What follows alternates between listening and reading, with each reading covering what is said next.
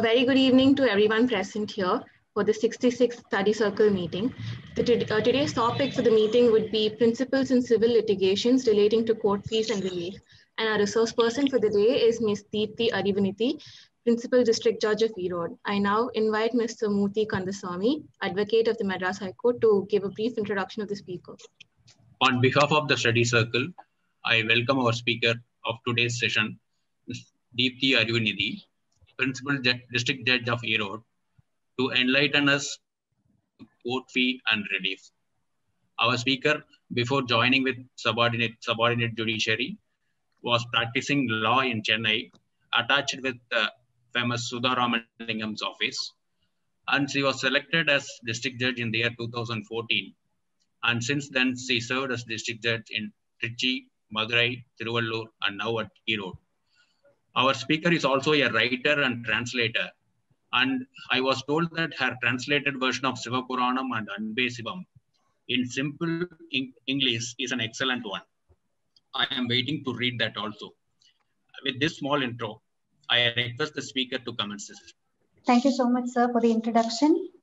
A very good evening to all the senior members of the bar and to my brothers and sisters who have logged in today. It gives me great pleasure to be in your midst this evening.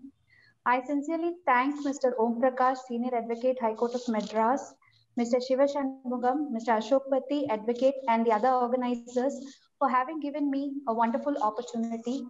I also thank my brother, District Judge Mr. S. Karthikeyan, for having introduced me to the organizers. I hope I make your time worth its while. As always, I would like to commence this session with a disclaimer. I am no authority on principles in civil litigation.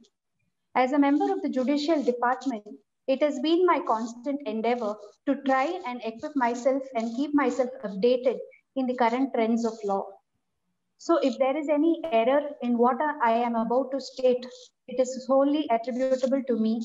And if there is any gain, according to me, pleadings form the foundation of any civil litigation. The importance of pleadings in civil cases is a subject that has been often discussed and emphasized about. I need not broach much upon what pleadings should consist of, since it would be a digression from the topic assigned to me.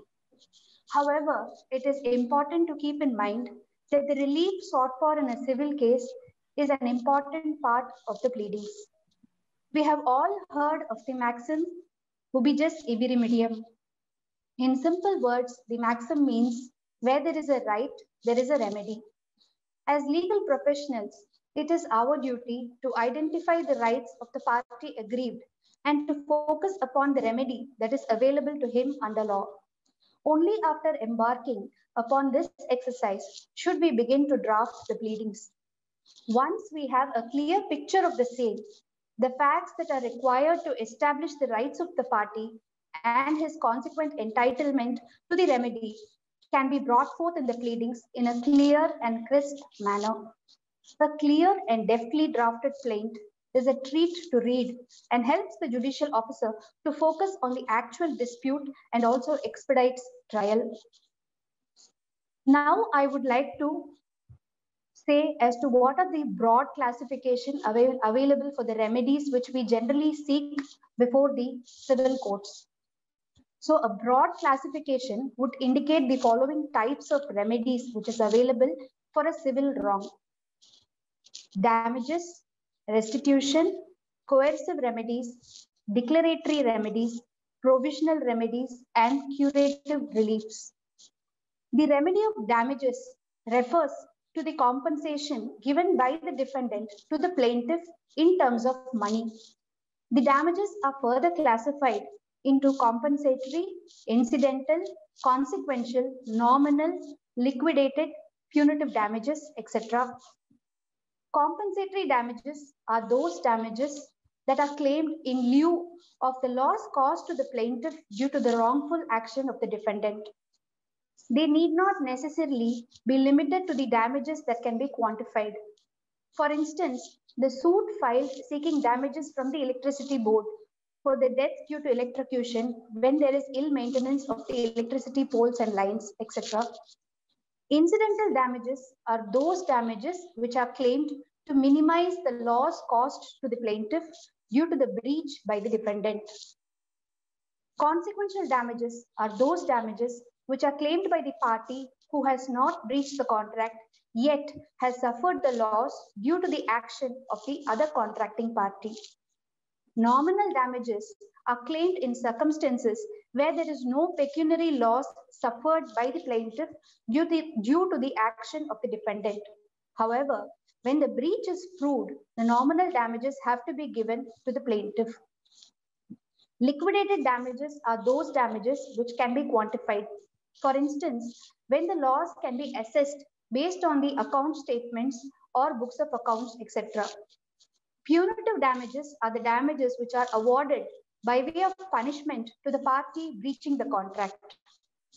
I would also like to mention that the above categories are not exclusive to each other, and therefore in a given case, more than one category can be used to seek the adequate damages.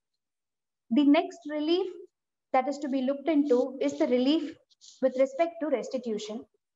The term restitution would simply mean to restore the position of the plaintiff to the place where she would be placed if her right was not violated. The relief of mandatory injunction is a relief that can be classified as a restitution relief. Then we come to the coercive remedies. In general terms, the term coercion would mean forcing a party to act against his or her will. However, in the legal context, it is used to mean forcing the violating party to do something which he is legally bound to do. So the court can, in certain circumstances, force the defendant to do or refrain from doing any act with respect to the plaintiff. For instance, the relief of specific performance and the relief of injunction can be categorized as coercive reliefs. Then we have the declaratory reliefs. The declaratory reliefs are those reliefs which determine an individual's right in a particular situation. We are all aware that the declaration can be with respect to title, status, documents, etc. Then we have the most important category of remedy, which is the provisional remedy. Remedies which are granted to meet the urgent situations. In other words, we use it by stating that they are interim reliefs. We seek before the court to protect the interest of the litigant during the course of the litigation. The reliefs of interim injunction, attachment before judgment, appointment of receiver, etc. can be classified as provisional reliefs. Then we have the curative relief. The curative reliefs are those reliefs that are available to cure the defect in the relief that is already granted. This relief is available in the form of filing a review application before the court concerned. The above categories are not exhaustive, but one would find that certain remedies can be brought under more than one head. So the categories are not to be reckoned as watertight compartments. Also be classified into legal remedies and equitable remedies. Legal remedies are those remedies that are given to the plaintiff immediately on proof of violation of his rights under a specific statute. For instance, a suit based on mortgage, promise note, etc. The equitable relief violation, the plaintiff has to establish that in all fairness, he is entitled to the remedy he claims. Categories of reliefs. We can now look into the manner in which the reliefs are to be claimed and the court fee that has to be paid for the reliefs. As is well known, we pay the court fees under the Tamil Nadu Court Fee and Suit Valuation Act of 1955. The said act has been amended in the year 2017 with effect from 1/3/2017. The Amendment Act of 2017 comes as a sigh of relief for the litigants in as much as the value of 7.5% payable on the ad valorem court fees was reduced to 3%. Though there is a marginal increase in the rate of the fixed court fee payable in certain cases. Schedule 1 of the Court Fee Act deals with the ad valorem court fee which is payable, and Schedule 2 would relate to the fixed court fee payable. Ad valorem simply means according to value. This term has been derived from the Latin term ad valentium. The Amendment Act has also provided for other significant amendments, one of which is the amendment to Section 69. Section 69 provides, after the amendment, for refund of full court fee when the case is settled out of court. Prior to the amending act, only half of the court fee was refundable. Now, in order to encourage settlement of disputes out of court, the provision has been amended. Then we have an interesting addition, which is Section 69A of the Court Fee Act. Section 69A would provide that wherever a case is referred for settlement in terms of Section 89 of the Civil Procedure Code, the party is entitled to refund of full court fee. It further provides that the court need not wait for the settlement of the case in order to give the refund. Therefore, it is clear that once a matter is referred under Section 89 CPC, the plaintiff is entitled to seek refund of the entire court fee paid.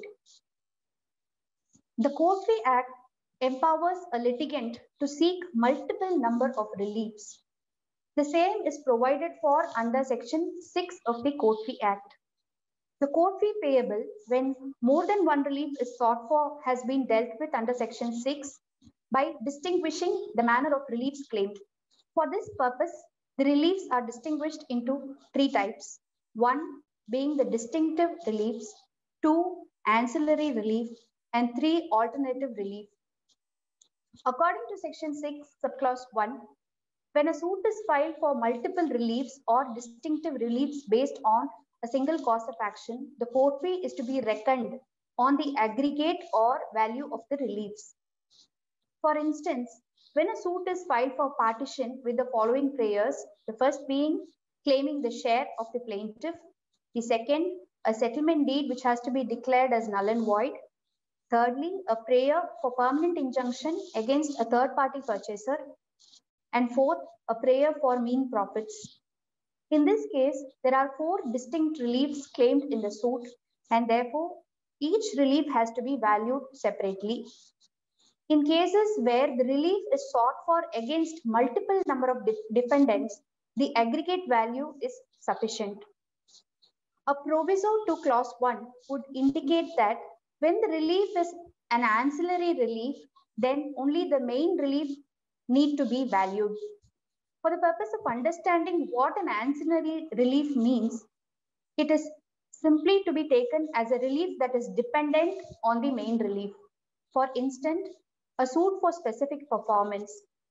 If in addition to the relief of specific performance, one wants to claim a delivery of possession or partition, then the reliefs of delivery of possession and partition can be considered as ancillary relief.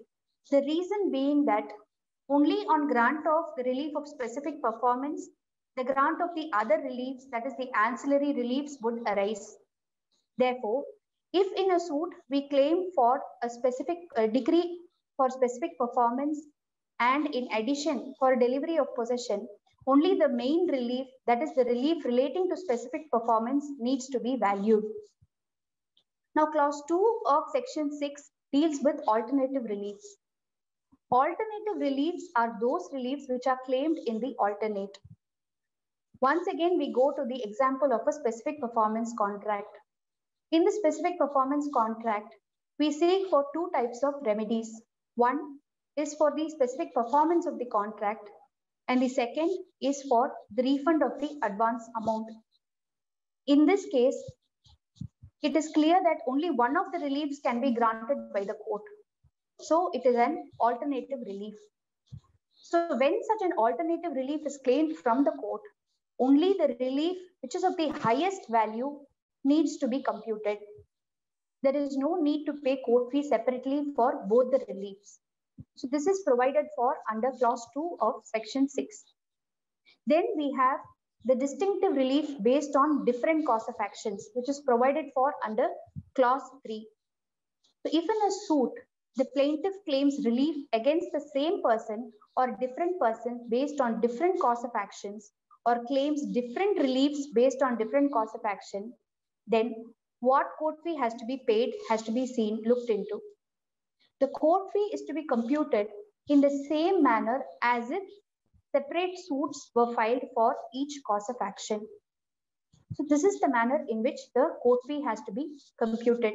For instance, a plaintiff who is an erstwhile partner of a firm is filing a suit against the firm for rendition of accounts.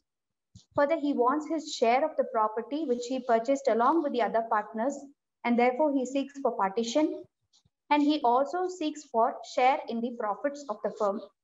So in this case, each relief has to be valued separately as though the suits were separately filed. An explanation to section 6 would provide that a suit for possession and for mean profits shall be considered as a suit arising out of the same cause of action. I think it does not need any further explanation because the words are pretty clear. Therefore, section 6 gives a basic idea of how court fee has to be computed when there are more reliefs than one. Section 6 is the guiding principle as far as payment of court fee is concerned. Chapter 6 of the Court Fee Act provides for the manner in which the value has to be computed for each category of suit. Due to paucity of time, I'm not elaborating on the court fee computed under each category. However, I would be touching upon the areas where we generally have problems at the time of filing the suits. That would be covered later. So I would just like to give a small recap as to how a plaint should be drafted ideally, in my opinion. The first step would be to identify the right that is violated. The second step would be to identify the remedy available under law. The third step is to collect the facts which are material to prove the violation of the right and the entitlement to the remedy. The fourth step is to frame the pleadings and the relief and compute the court fee in accordance with the provisions of the Court Fee Act.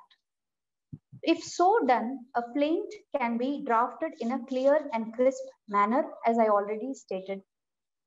In this context, I would also like to touch upon section 15 of the Civil Procedure Code, which provides that the suit shall be instituted in the court of the lowest grade competent to try it.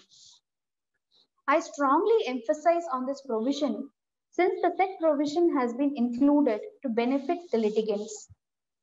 Any litigant must be given a chance to pursue his claim before the court of the lowest grade. Only if so done, the litigant will have a fair right to pursue the case even before the higher forums, depending on his financial capacity and his capacity to travel to the court concerned. There are provisions in the Court Fee Act that permits the litigant to value the suit as per his own estimation, and there is an increasing and unwelcome trend of filing suits before higher forums by estimating a higher value. In the process of choosing a forum of convenience, the right of the litigants should not be compromised. Therefore, some regard may be had for the provision under section 15 of the Civil Procedure Code. The valuation of the counterclaim and set-off is similar to that of plaint, and therefore the same principles are applicable. I think I have given a brief outline as to the principles in seeking relief and computation of court fee. I would now like to briefly refer to some of the decisions of the Honorable Supreme Court and the Honorable High Court, which are relevant for our topic. Firstly, as a judicial officer serving in the district judiciary, as I would prefer to call it, we have often seen that there is a general confusion in invoking Section 25D and Section 40 of the Court Fee Act when it comes to a relief of declaration in respect of documents. So in these cases, In most of these cases, whenever there is a determination by the court as to the correctness of the court fee, it is carried to the High Courts generally and to Supreme Court also very often.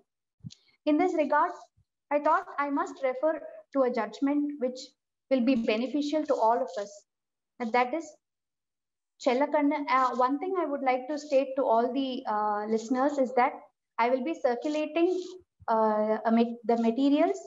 So even if you don't note the case laws, it is fine. I will circulate it as soon as the session is completed. So the decision which I would like to refer is Chellakanna versus Kolanji, decided by our Honorable High Court of Madras. It is reported in AIR 2005, Madras 405. AIR 2005, Madras 405. Equivalent citation is 2005, 5 CTC 190. 2005, 5 CTC 190. The said case arose under the issue which I was just talking about. So there was an issue whether the court fee was payable under section 25D or section 40 of the Court Fees Act.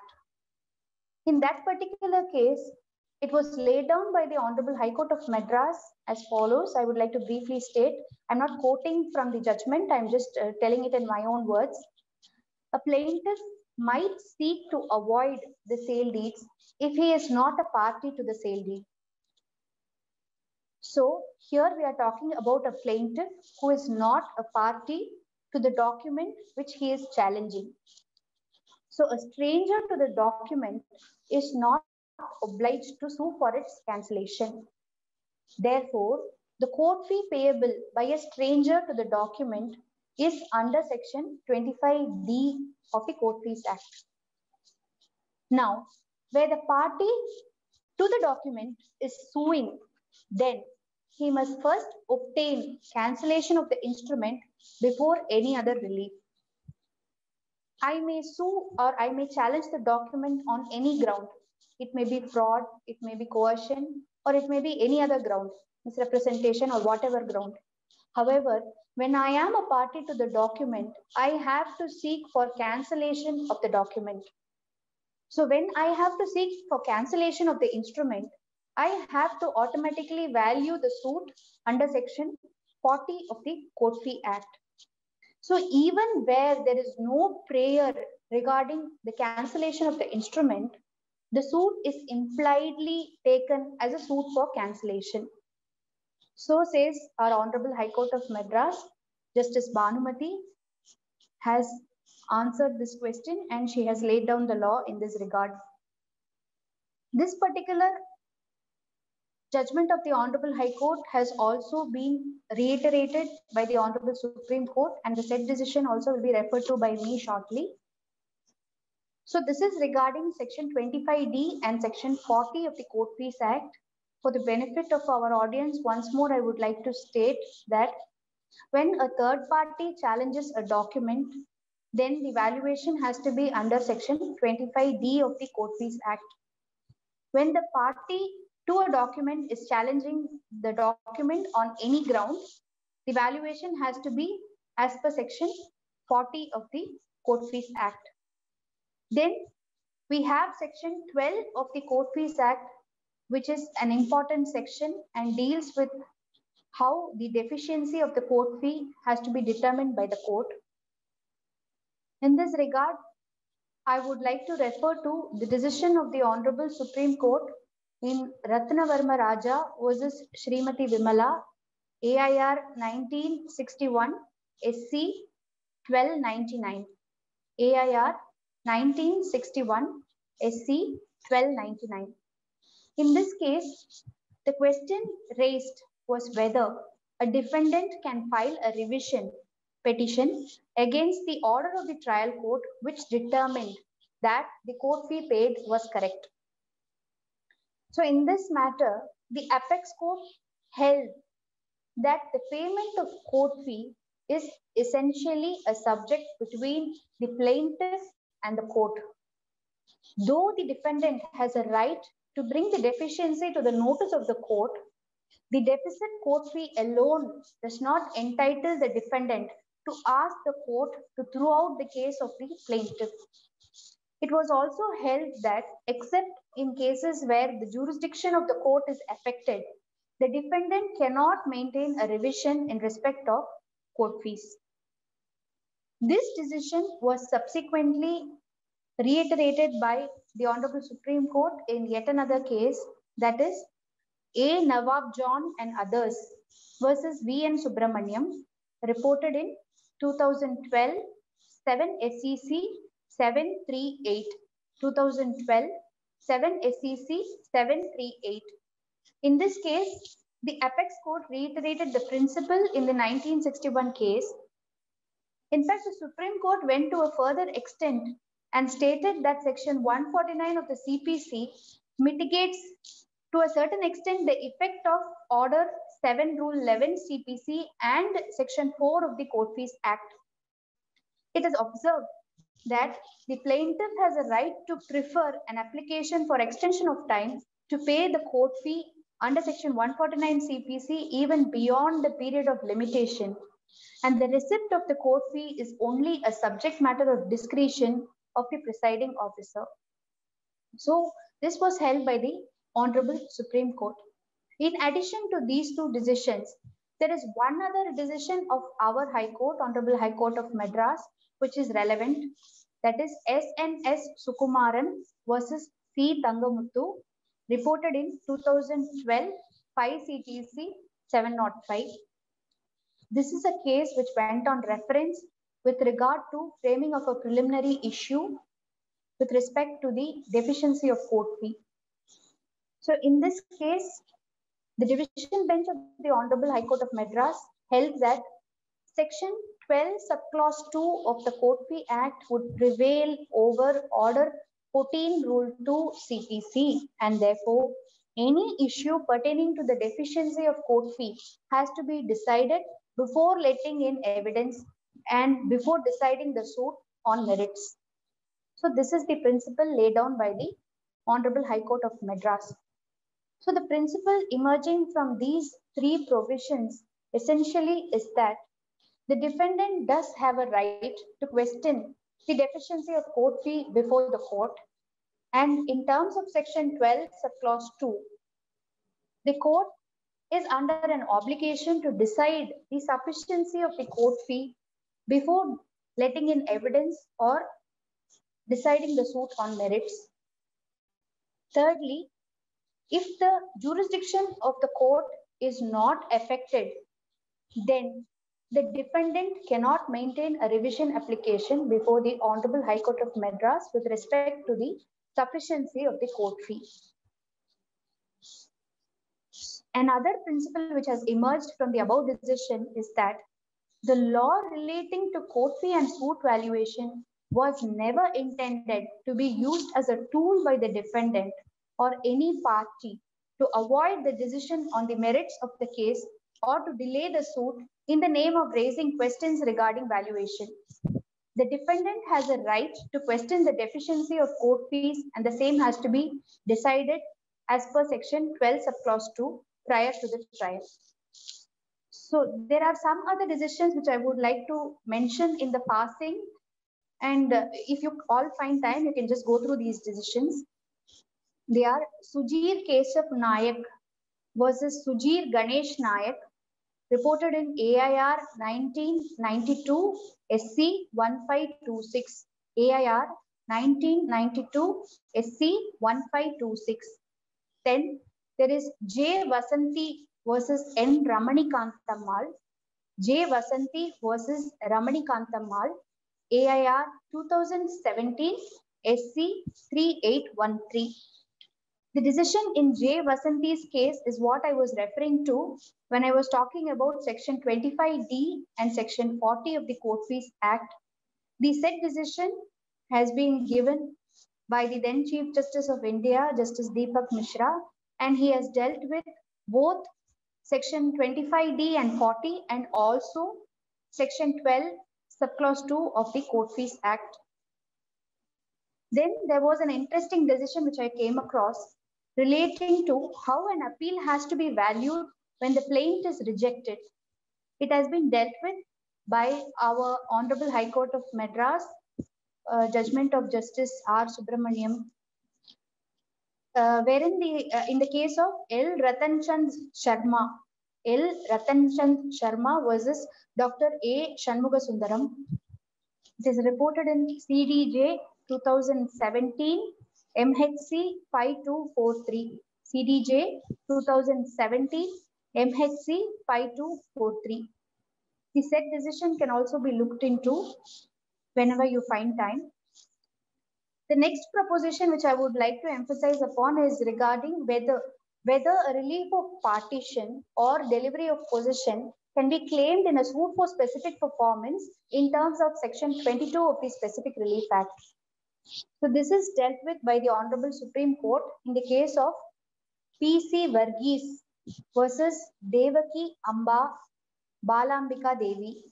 P.C. Varghese versus Devaki Amma Balambika Devi, reported in 2005 8 SCC 486. 2005 8 SCC 486.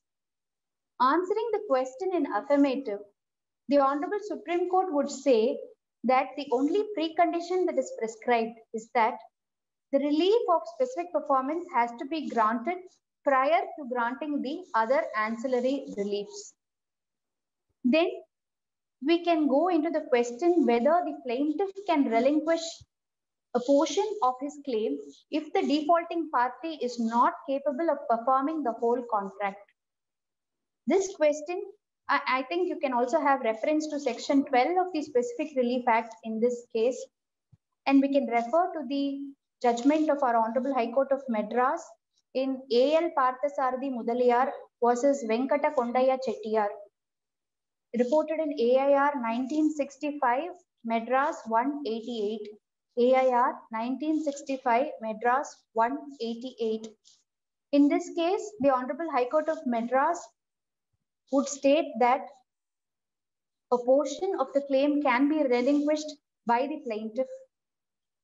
And as to when such a relinquishment can be made, the Honorable Supreme Court has decided in the case of Kalyanpur Lime Works Limited, Kalyanpur Lime Works Limited versus State of Bihar, reported in AIR 1954 SC 165, AIR 1954 SC 165 and 1954 SCR 958.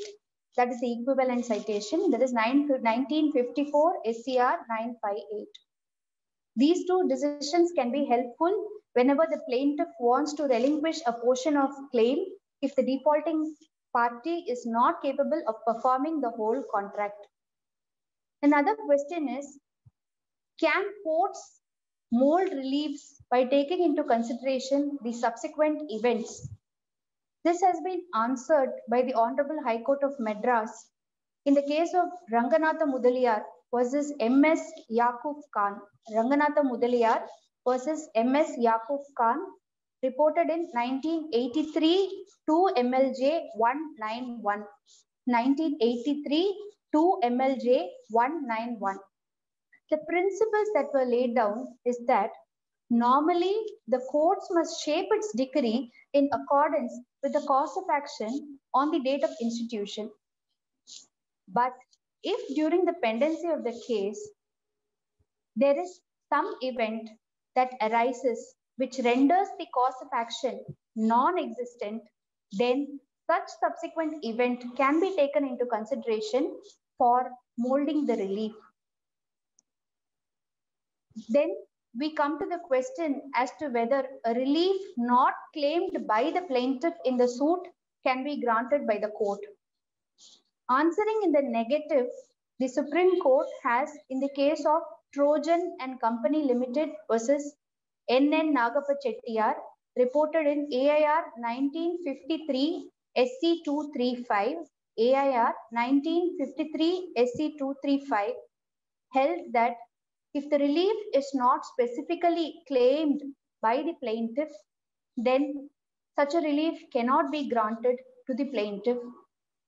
In the said case, it was also held by the Honorable Supreme Court that the relief has to be claimed and The relief has to be supported by relevant pleadings and evidence. Only then a party is entitled to the relief as claimed for.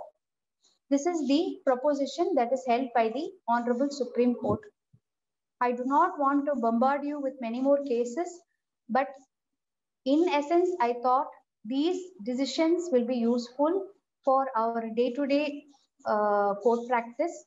And I would also like to refer to Order 2, Rule 2, since there is a certain emphasis on how we should frame the relief in a plaint and to what extent should the relief be claimed. So in this regard, Order 2, Rule 2 is very important.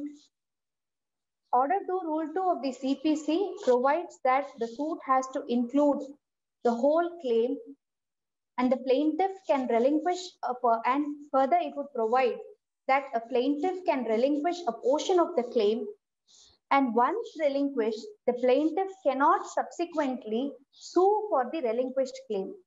So there are 3 stages. The first stage is that every plaint has to include the whole claim. The second stage is that a plaintiff can relinquish a portion of the claim. The third stage is that if the plaintiff decides to relinquish a particular claim, then he cannot file a subsequent suit based on the relinquished claim. Then we come to omission to claim certain reliefs. Omission to claim certain reliefs is provided for specifically under Order 2, Rule 2, Subclause 3 of the CPC, where it states that whenever there is an omission to claim a particular relief, then the leave of the court has to be granted. Only with the leave of the court, subsequently, a separate suit can be filed in respect of the omitted claim. And no future, if the leave is refused, then no future claim can be made for the omitted relief. Another trend that I have noticed is that petitions under Order 2, Rule 2, Subclause 3 CPC are numbered along with the main suits and placed for orders. In my opinion, the same is not proper because there the litigant is deprived of his right to take the suit in return and to file a fresh suit along with the entire claim before the court which has the jurisdiction. So whenever you file an application under Order 2, Rule 2, Subclause 3 CPC, along with the main suit, the application alone has to be numbered in the first instance, and the court has to apply its mind as to whether such a leave can be granted to the litigant for making a future claim with regard to the omitted relief. If the leave is granted, then the suit can be numbered. But if the leave is refused, the suit has to be returned for compliance and for presentation before the appropriate court of jurisdiction. So this would save a lot of time of the court and also would save the rights of the litigants. Therefore, we have to have certain care while filing such applications before the trial court. And whenever a leave is refused, there can be no future claim that I have already mentioned. So I think these are the basic things, and in order to complete within the time given to me, I have just curtailed myself and I have stuck to the basics, doing justice to the topic given to me, which is the basic principles. Sir, I would like to invite any comments, suggestions, or questions which we can discuss. Thank you, ma'am. So if there are any questions that anyone has, they can either post it on the chat box or they could use the raise hand option available in Zoom, after which I'll unmute you and then you could raise your question with ma'am directly. Can I seek one small clarification, madam? Yes. While you are referring to court fees valuations for suit, you refer to 25D and section 40. Some light on what is the small difference between 25D and 40. The 25D, as it is, we know that incapable of valuation in cases of declaratory reliefs, and 40 is invariably cancellation of documents. This is what is my understanding. Probably if you can throw some light on that. Yes, sir. I would like to elaborate on this because it is a day-to-day problem we encounter in the district courts. So, with regard to Section 25D, Section 25D would state that I would just like to read it. In a suit for a declaratory decree or order, whether with or without consequential relief, not falling under Section 26. In other cases where the subject matter of the suit is capable of valuation or not, fee shall be computed on the amount at which the relief sought is valued in the plaint or on rupees, I think it is amended, whichever is higher. So here we are talking about declaratory relief simpliciter, which can relate to any document. So we often find that there are declarations sought for cancellation of, for declaring documents such as partition deeds, settlement deeds, sale deeds as null and void. Usually these type of documents are valued under Section 25D. So there is an essential difference. Now we can actually look into Section 40. So Section 40, as sir you rightly pointed out, it is a suit for cancellation. Now Section 40 would say that in a suit for cancellation of a decree for money or other property having a money value or other document which purports or operates to create, declare, assign, limit, or extinguish, whether in present or in future, any right, title, or interest in money, movable or immovable property, fee shall be computed on the value of the subject matter of the suit. So here what is the essential difference is that when you ask for a cancellation of a document in which you are a party, there is some right which is extinguished or there is some right which is created. So essentially when it is your right which is extinguished or created, and when you seek for a declaration in respect of such a document, then the ideal method is to sue for cancellation of such an instrument. Here what generally we find the difference is stated by the counsels is that they would generally say, I have not in my conscious state of mind executed the document and therefore the document will not bind me. So here by stating these pleadings, they value the suit under Section 25D. However, the fact that by declaring the document as null and void, your title is altered, that is whether it is extinguished or there is a creation of a right, is totally lost sight of. So there essentially there is a need to cancel the instrument in order to cancel its entire effect. So if the cancellation is in effect, your right and title is involved, and as per Section 25D, you are only seeking to avoid the document. So that is the general difference. So when you avoid the document, you need not seek for its cancellation. But when it is a document in which you are a party and it creates a right, then definitely you have to sue for its cancellation. So that is the difference which we find in Section 25D and Section 40 of the Court Fee Act. I hope I have answered your question. Thank you very much, madam. Thank you. Clarification. Thank you. Mr. A.R. Poovanan also had the same question as to the difference between Section 25D and Section 40. Sir, I hope your question is now clear. Otherwise, you could bring it up with ma'am again. Okay, so I think we have had practical, sir. Sir, I think he was practicing actively when I was serving in Tiruvallur. So I think, sir, it is nice to see you again. Yes, thank you. One point I wanted to get clarified, ma'am. One point I would like to get it clarified. Yes. Yes, sir. Not regarding the earlier question. While discussing the judgments of the Honorable High Court and Appellate Court, sir, you are told that relief which was not prayed for cannot be granted by the court. Yes. Yes, but usually the last relief column we used to pray that which other reliefs which this Honorable Court deems fit in the proper circumstances of this case we used to pray. Then what is the requisite or what is the result of it? May I get clarity? Yeah. I was expecting this question definitely today because sir is asking a very valid point. Usually in the prayer, you always have a clause which states that such as a relief as maybe, what is that, sir? Such as a relief may be granted. So when you ask for such a thing, I would say that it relates to the ancillary relief which I was talking about. So an ancillary relief which you are entitled to on getting the main relief can definitely be granted to you under the clause specified. But when we are talking about other reliefs which are distinct, or the reliefs which are alternate in nature, unless they are specifically sought for, the same cannot be granted. That is what I would say, and that is the difference I understand, but I may be wrong. You may correct me if I'm wrong, sir. Thank you. The next question is from Mr. CSK Satish. Sir.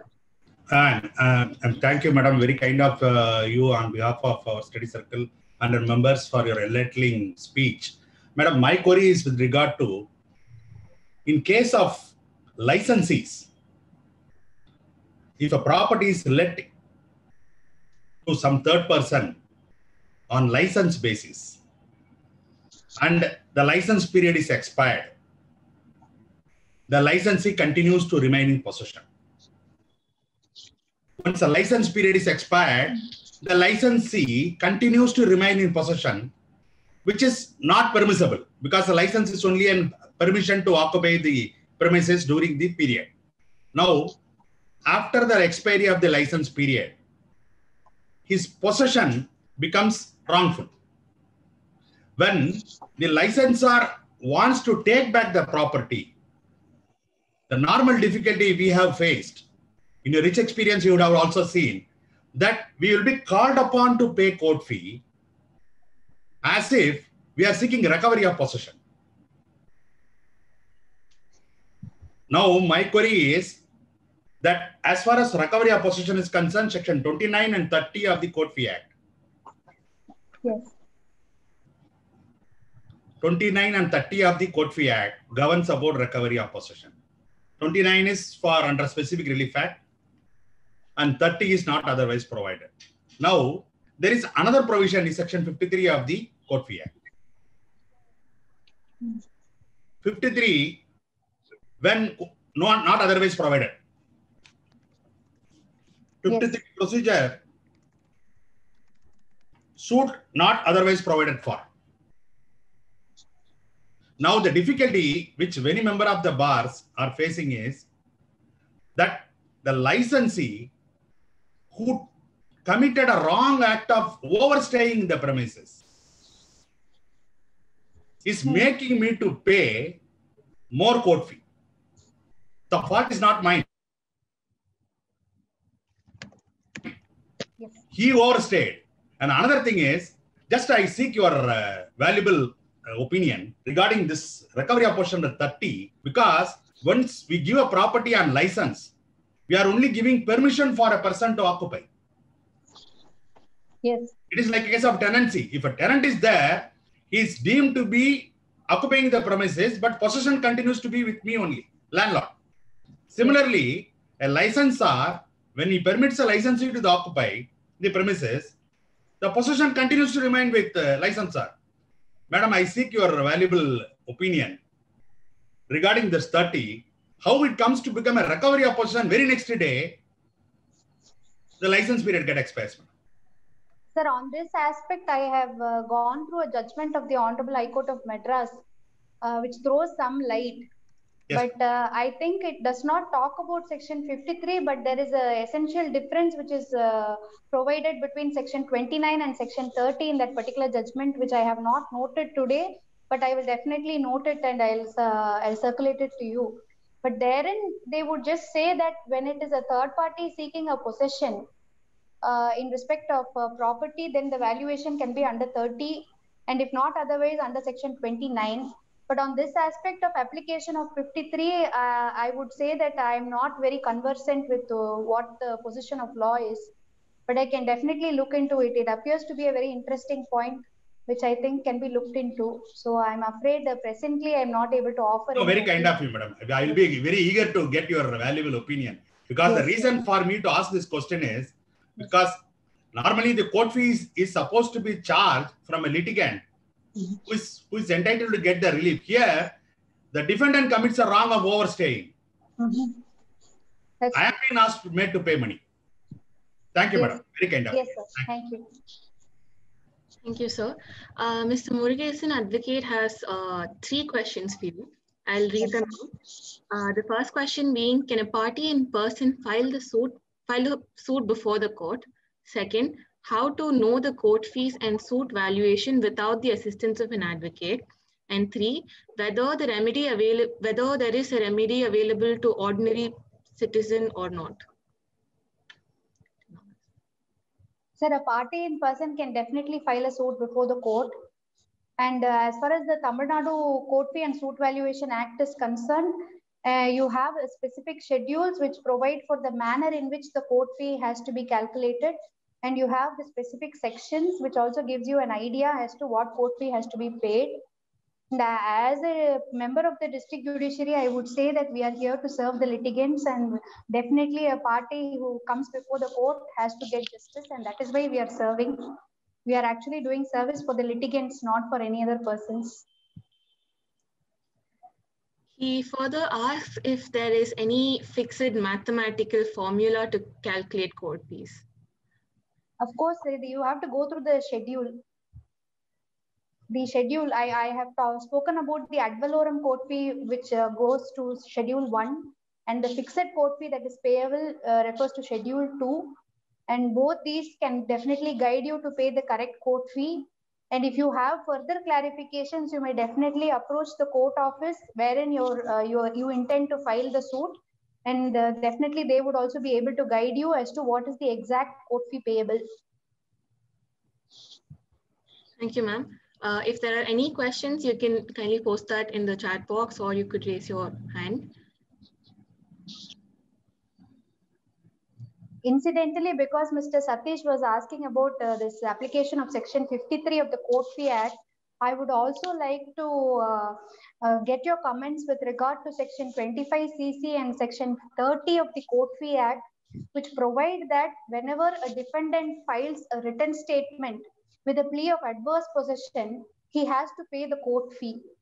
So as advocates, I just want to know as to what is your take on this particular provision, which requires you to pay the court fee even without seeking any relief before the court. If there are other questions, you may ask, ma'am. Yes, ma'am. As of now, there aren't any other questions. If there's any comment as ma'am had requested, you could please post the same. Any member can join also to add whatever you want to. I think usually when there is a claim for adverse possession, the court does not collect the court fee as required under Section 25cc and 30.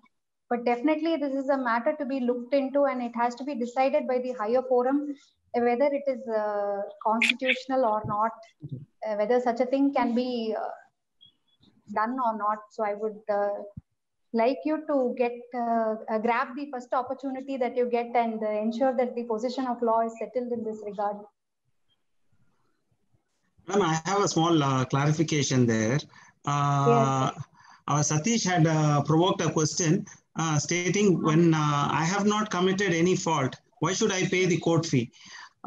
It is in every case it is so, because we are approaching the court for a relief. Even in a money suit, the defendant has to pay the money, but he is not paid the money. That is his fault, for which I have to pay the suit court fee. That is the way the system is for collection of court fee with respect to the service provided to her. True, you're right. Whether Satish is going to agree or only a party who is aggrieved approaches the court, and essentially a party who has not committed any fault approaches the court to get a remedy from the court. That's what you're saying, sir. Exactly. And another aspect would be that is why we have the cost which is being paid back to you if you succeed in the court. So that is another point. With your kind permission, madam, just to clarify one issue. Yes. What my beloved brother Ashok said, that invariably the plaintiff who is asking for relief has to pay court fee. I have no quarrel over it. Every one of us will agree. Here, the question of license, the problem is, in tenancy, in license, possession is not parted with. In license, possession is not parted with. The possession continues to remain with the licensor. What licensee is given is only a permissive usage of the premises. So let us assume the license period is over. The license period, once it's over, he overstays. So originally I was in possession. After giving him license also, I continue to be in the possession through him. Through licensee, I continue to be in the possession. Next day when license expires, the man who has to hand over the possession to me fails or he overstays. Now the head under which I am called upon to pay court fee is to recover possession. So that was the reason. Anyhow, madam, I am kind enough that you brought to my notice one judgment regarding 29 and 30. I will definitely go through it, madam. So that possession alone comes. Satish, I again want to come back here. Hope it's going to be a casual discussion. Satish, now one important thing is, you know very well, a license, in license, possession is never transferred. Always the possession is with the licensor. And every day, the main crux is, in fact, we had a speaker talk on this also with respect to Transfer of Property Act, where the license aspect also was spoken to. The licensor will always be in possession. Every day it has to be handed over to him. The moment the person transfers from the licensor to a person of a trespasser, then it becomes an equivalent to an encroacher or a trespasser. So we get into a different position. Let's assume there is a property there and someone comes and trespasses into my property. I have to only go for a possession suit. So this remedy there becomes in the form of a possession suit. And we have to go as a claimant claiming the possession there. So that's where what you say is absolutely right. In license, we don't give possession, but he forcibly takes possession, like how an encroacher takes into possession. So that is where the fee comes into picture. Anyway, we'll discuss it later. Thank you. Thank you. Thank you. There are no more questions at the moment. Mr. Murugesan has another question. He says, without paying court fees and suit valuation, can a person get a remedy? You can file as an indigent person. Sir, if you have no means to pay the court fee, then you can file as an indigent person. Is he available, ma'am? Is he? I'll just unmute him if he. Sir, I've unmuted you. If you could please unmute yourself and then place the question. Sir, Order 33 provide for suit by indigent persons. If you do not have means to pay the court fee, then you can definitely approach the court under Order 33. And you can file the suit as an indigent person.